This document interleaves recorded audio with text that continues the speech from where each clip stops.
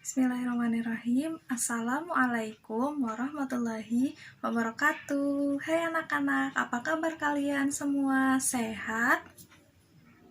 Alhamdulillah. Oke, kalian sudah siap menerima materi pada hari ini? Baik, bagus. Sudah siap? Oke, materi kita pada hari ini adalah pelajaran akidah akhlak, yaitu akhlak terpuji. Kalian tahu apa sih itu akhlak terpuji? Akhlak terpuji adalah sesuatu yang baik dan mesti dilakukan yang mencakup akhlak kepada Allah, akhlak kepada Rasulullah, kepada teman kita, kepada diri kita sendiri, kepada keluarga, kepada hewan, tumbuhan, dan lain-lain. Nah, kepada siapa saja sih kita harus berterima kasih? Yang pertama, kita harus berterima kasih kepada Allah Subhanahu wa Ta'ala. Kita berterima kasih dengan mengucapkan Alhamdulillah. Lalu yang kedua, kita harus berterima kasih kepada sesama manusia. Kepada siapa saja sih? Yang pertama, kepada orang tua kita yang telah merawat kita dari kita kecil sampai kita besar. Kita harus berterima kasih kepada kedua orang tua kita. Lalu yang kedua, kepada guru kita yang telah mengajarkan kita dari kita yang tidak tahu menjadi kita tahu. Lalu yang ketiga, kepada orang yang telah berbuat baik kepada kita. Misalkan kita sedang jatuh, terus ada orang lain itu menolong kita. Itu kan berbuat baik. Jadi kita harus berterima kasih kepada orang tersebut.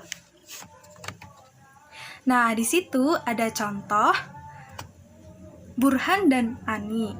Nah, itu si Burhan sedang memberikan hadiah kepada Ani. Maka, apa yang harus diucapkan Ani? Ya, betul sekali. Ani harus mengucapkan terima kasih kepada Burhan.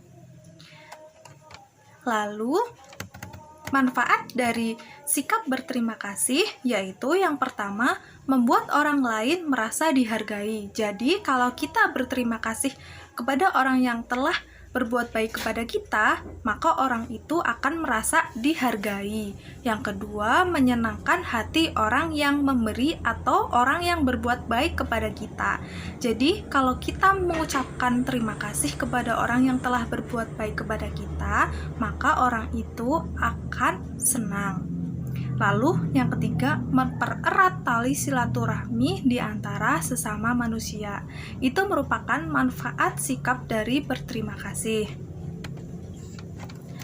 Lalu bisa dilihat itu ada gambar Salma sering menjadi juara di kelasnya, namun ia tidak pernah bangga terhadap kelebihannya. Salma justru sering membantu temannya dalam memahami pelajaran. Nah, ini merupakan sikap pada diri Salma, yaitu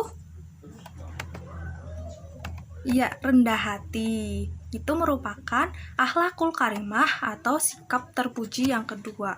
Nah, manfaatnya memiliki sikap rendah hati itu apa? Yang pertama, dihindari dari sifat tercela dan sombong. Jadi kalau kita mempunyai sikap rendah hati, nanti kita akan terhindar dari sifat tercela dan sombong. Yang kedua, disayangi banyak orang dan memiliki banyak teman. Nah, siapa nih di sini yang mau memiliki banyak teman? Ya, pasti semuanya ingin memiliki banyak teman ya. Makanya kita harus memiliki sikap rendah hati. Lalu yang ketiga, dihormati oleh orang lain. Jadi kalau kita memiliki sikap rendah hati, nanti kita akan dihormati oleh orang lain. Wah, senang sekali ya, kita sudah memiliki banyak teman, lalu kita dihormati oleh orang lain. Itu merupakan manfaat dari sikap rendah hati. Lalu yang keempat, hatinya selalu tenang dan tentram. Jadi kalau kita memiliki sikap rendah hati, maka hati kita akan selalu tenang dan tentram. Lalu yang selanjutnya, akhlak terpuji yang selanjutnya yaitu adab orang yang mendengar bersin.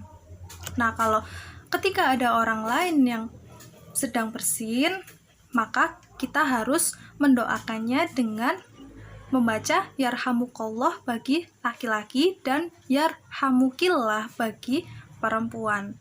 Dan ketika yang bersin mendengarkan doa di atas, maka harus menjawab dengan yahdikumullah. Ya, itu merupakan adab orang yang mendengar bersin dalam Islam.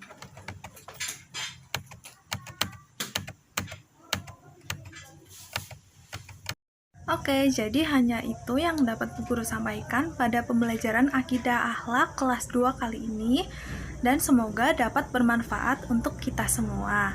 Terima kasih. Wabillahi taufiq wal hidayah. Akhirul qouli. Wassalamualaikum warahmatullahi wabarakatuh.